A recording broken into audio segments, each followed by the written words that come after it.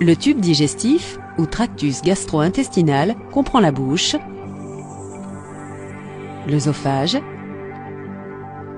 l'estomac,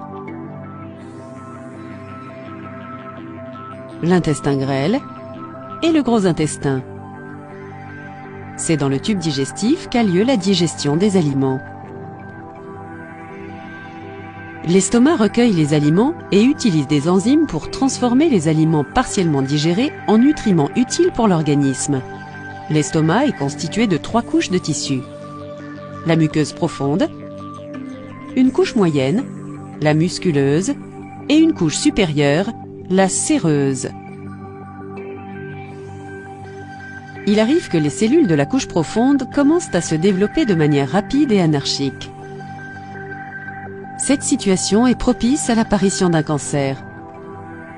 Le cancer de l'estomac est également appelé cancer gastrique.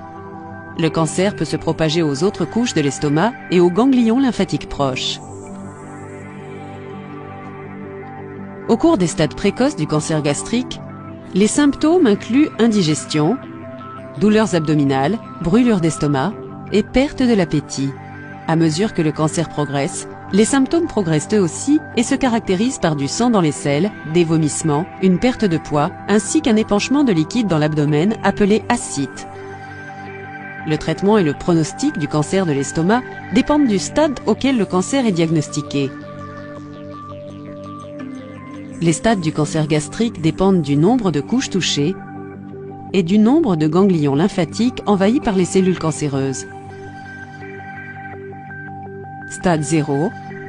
Le cancer en est à son premier stade et touche la muqueuse profonde de l'estomac. Stade 1.